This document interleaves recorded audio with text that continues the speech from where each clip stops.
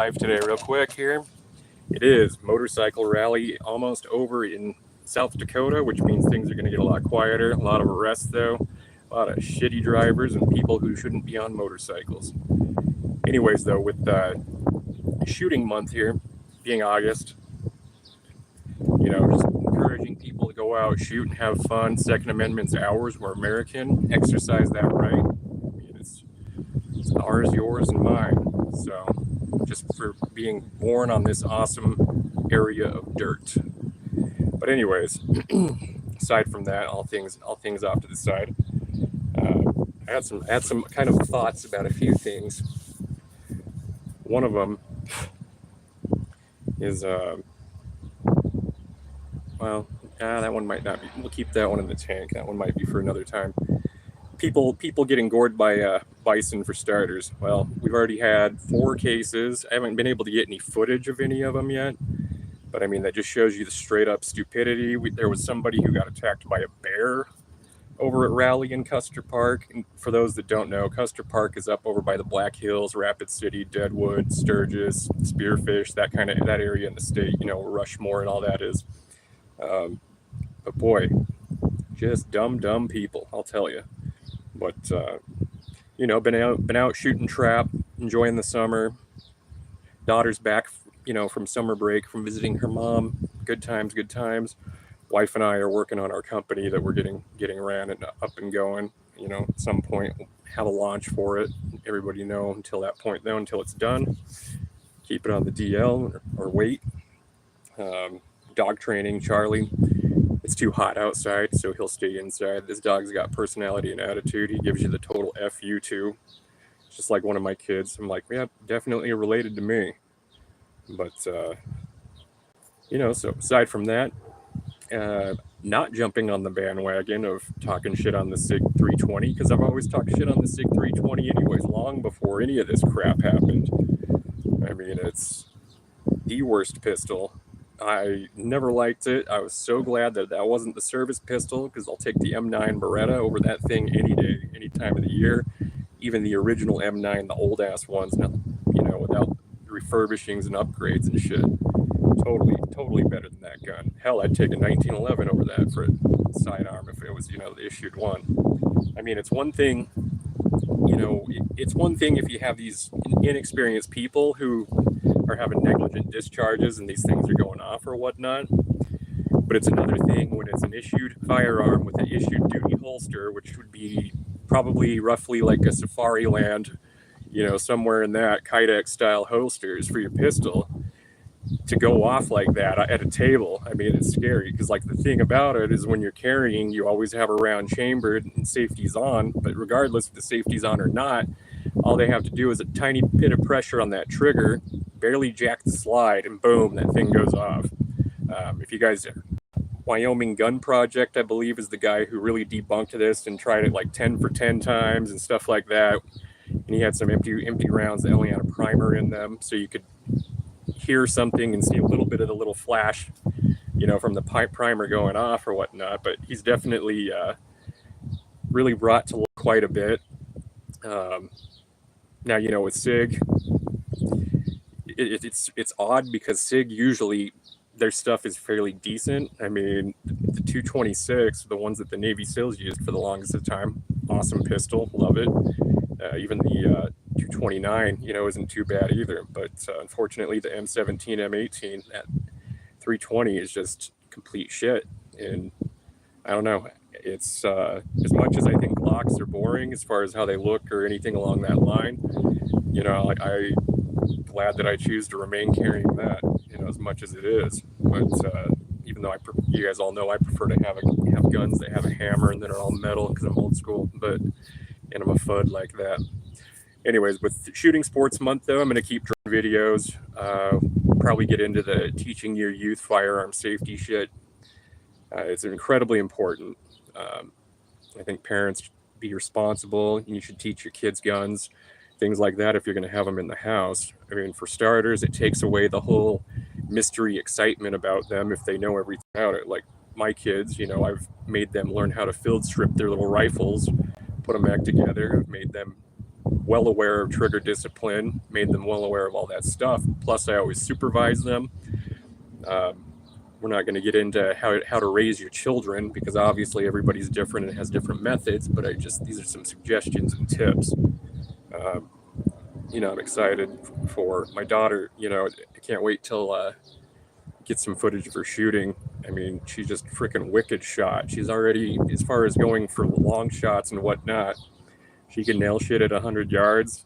Way better groupings than I can, I'll tell you that. I mean, I'm also, the shaky shooter. So, I'm just gonna use that one as my excuse for my daughter being able to shoot better than myself. But it's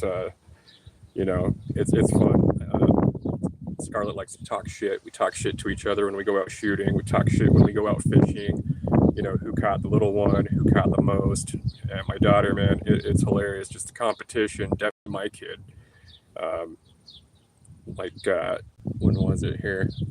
We're out fishing. She caught the first one, and then I caught one, and then we're tied. And it was like 9 o'clock at night, time to get going home or whatever. And she's like, "Nope, Dad, we're not leaving this place. I still got to beat you." And as stubborn as she is, and I'm like, oh man, that's totally my kid right there. But anyways, it's good having family back. But shooting sports, I mean, trap is still my all-time favorite. You've got the guys who do the 3 guns, and you've got the guys who do the pistol courses and stuff like that, and it's freaking awesome. Good for you guys. I'm glad people are out shooting, doing all that stuff. I'm glad people are calling out inferior products, things along that line. I'm seeing a lot of that more in the gun tuber space or whatnot, and I think it's great to do that. There's a guy, Focus Trip. He does reviews on optics and things like that, and he's not afraid to say, and he's very transparent.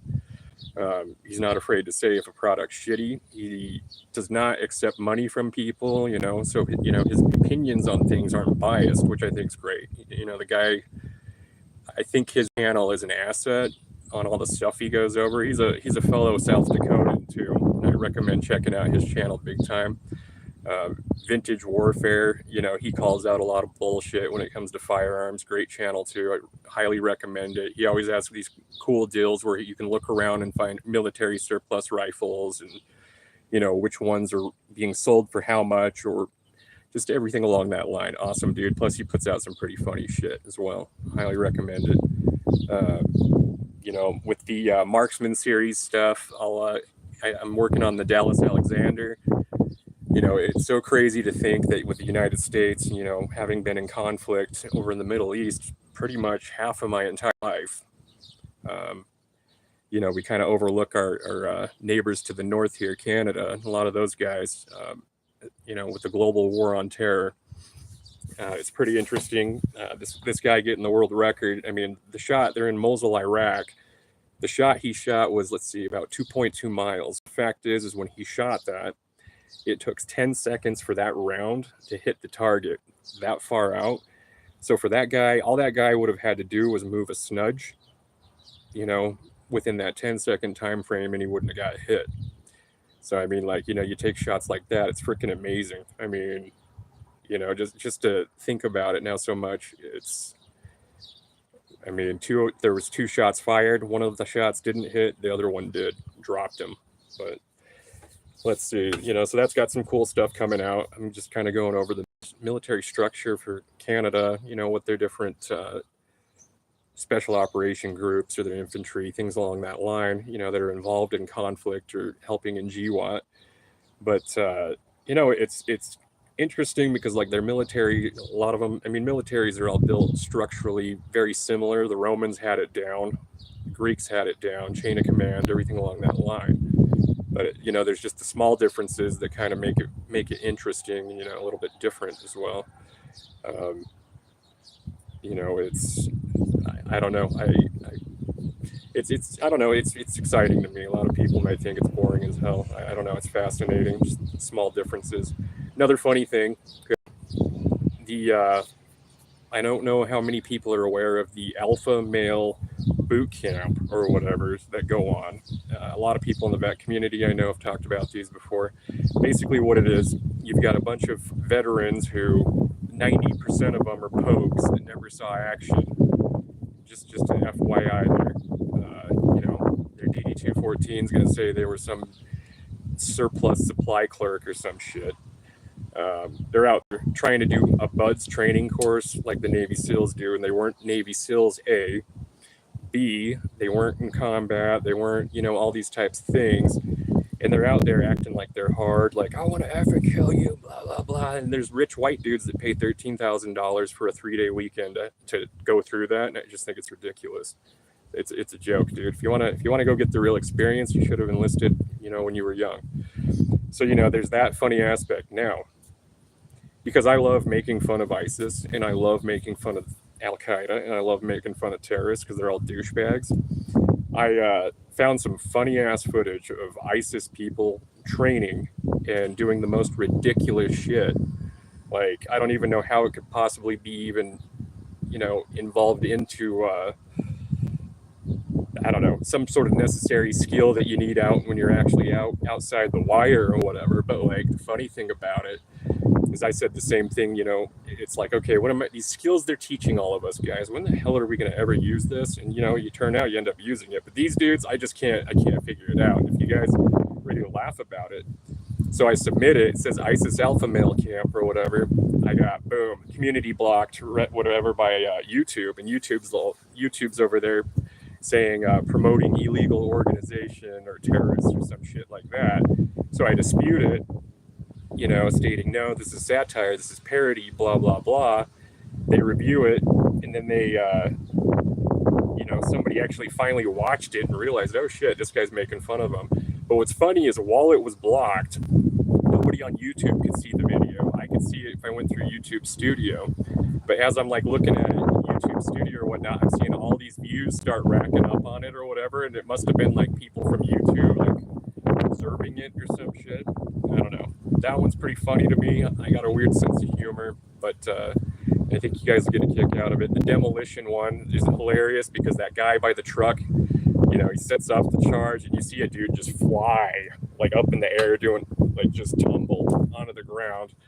Like the dumbass who, he's over there, there's a explosive charge and he's all got a big old sledge and hits it and it blows him backwards. And it's like, well, what do you expect that was going to happen, you idiots? The other one that just cracks me up is, they'll have, I can't remember if it was a Dragnov or RPK or whatever,